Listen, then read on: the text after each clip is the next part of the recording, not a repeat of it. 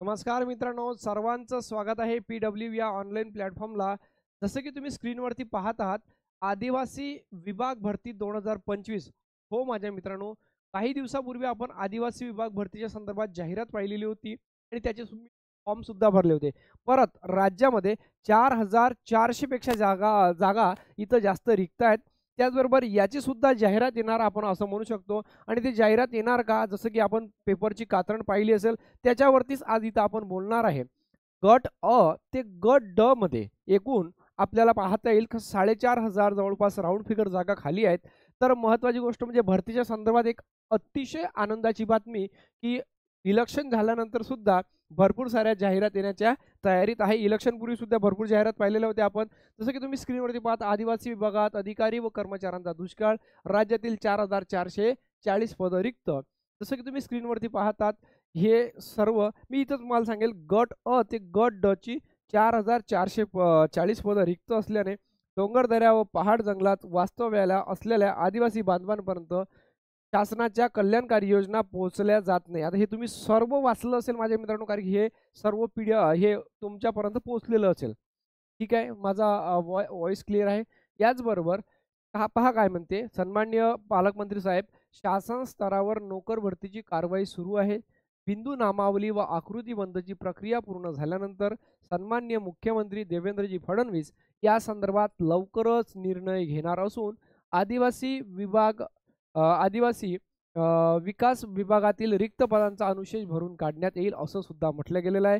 त्याचबरोबर माझ्या मित्रांनो, गट क ची सर्वाधिक 4,041 पदं रिक्त आहेत आणि जसं की तुम्ही पाहतात, गट क ची याच्यामध्ये 4,000 पेक्षा जास्त पदं आहे. म्हणजे हे सर्वात जास्त पोरं यालाच फॉर्म भरतात.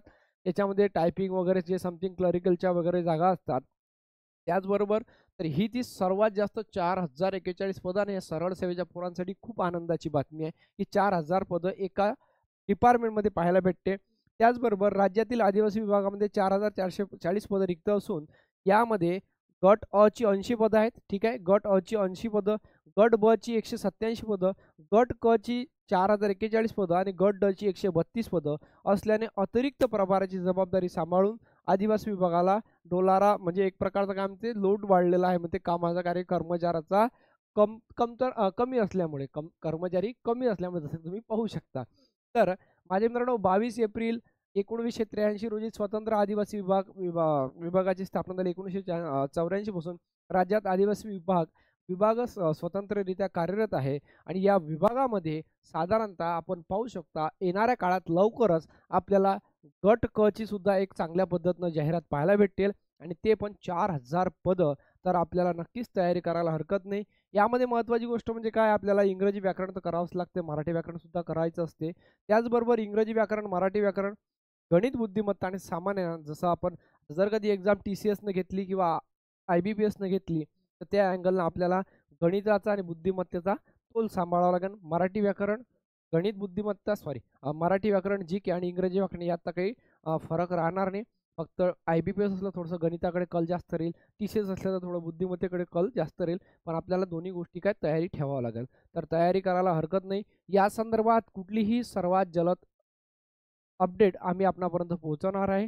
त्याचबरोबर महत्त्वाची गोष्ट म्हणजेच काय, आदिवासी विभागाची यादीसुद्धा तुम्ही फॉर्म भरलेले असेल. ठीक आहे, तर त्या संदर्भात सुद्धा आपण भरपूर सारे व्हिडिओ आपल्या चॅनलवरती टाकलेले आहेत. तुम्ही ते पाहून घ्या. ओके, चला. जय हिंद, जय महाराष्ट्र. स्वस्त राहा, मस्त राहा आणि या संदर्भात कुठलंही अपडेट आलं नक्की सर्वात आधी आम्ही आपणापर्यंत पोहोचवू.